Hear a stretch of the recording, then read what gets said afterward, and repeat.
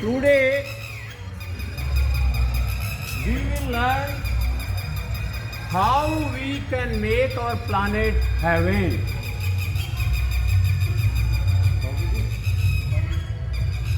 No other can do it for you. How can we make our planet heaven? Listen to me. We should give food to a hungry creature. Not only for people, man, woman, but all the creatures. We should provide water to a thirsty creature. We can cooperate a needy person. We can try that how I can cooperate the people, the creatures, wild animals, and how I can make the planet heaven. You need not to worry about this. You only do small tasks. Try to understand. You need not to give your money to the others, but you can cooperate, you can help the other needy person, people. Understand? Today's story was very nice, and I want to tell you about that story. We should always ready to help others, but not the lazy person. There are many lazy persons who want to take your help and will live happily in their laziness. But you should be careful when you are giving someone anything. You should know that is he really needed it? Understand? Is he really needed my help, needed my cooperation, needed my food, water, etc. We should, first of all, we should know that. Is he really needed? Or he is excusing others? So, we should always ready to help a needy person, needy creature who is not give help himself, itself. So we go to him or her and give help. Understand? If the student is very weak in your class, it is your duty. If you can help him, help him. Understand? There must be no ego in your brain. That I am very intelligent, why I am helping him. No. You should always ready to help a needy person. He may be your enemy. He may be your enemy. It is your duty, if his life is in danger, you should help him. Understand?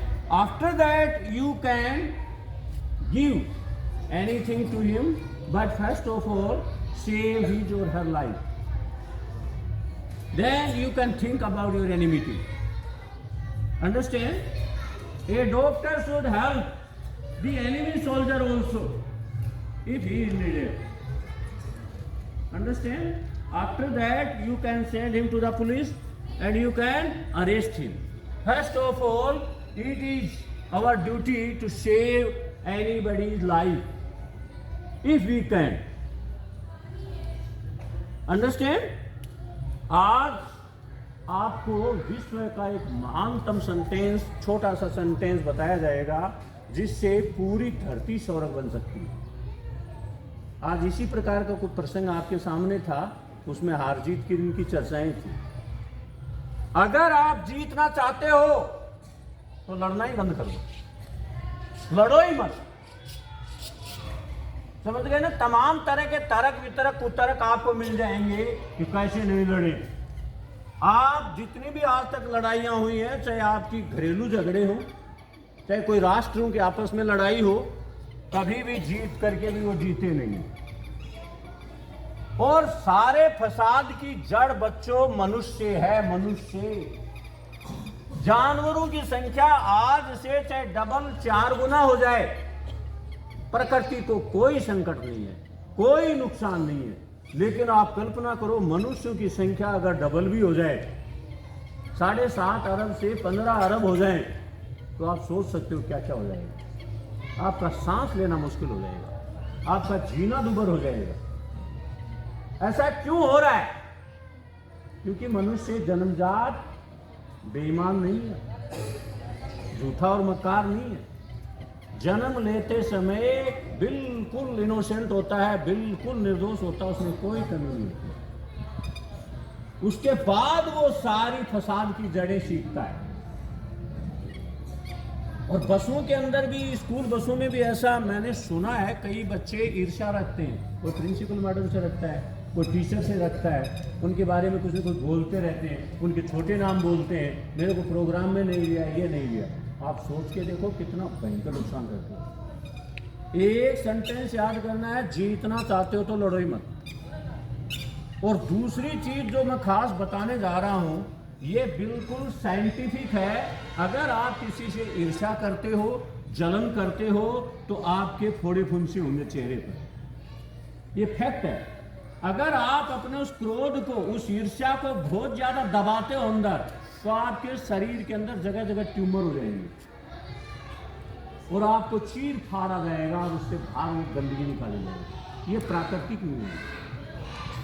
इसलिए हमें बड़ा आनंद से जीवन यापन करने के लिए sentence को याद रखना है। जीतना चाहते हो तो लड़ो ही मत।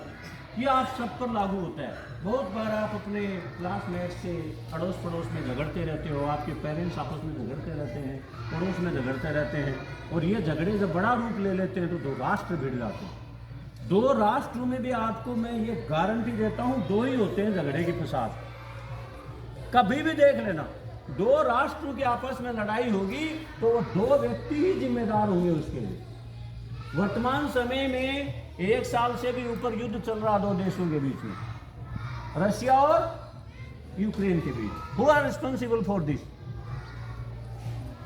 पुतिन, जेलेंस्की, और किसी का दोष नहीं है, 2 ही हैं दोषी।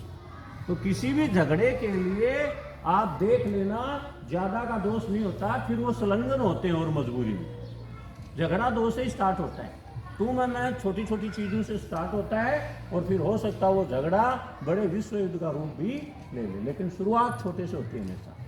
इसलिए हमेशा सुबह शाम सोते जागते याद रखो इस सेंटेंस को, जीतना चाहते हो तो लड़ो ही मत। सोच के देखो इसका रिजल्ट कितना गजब का है।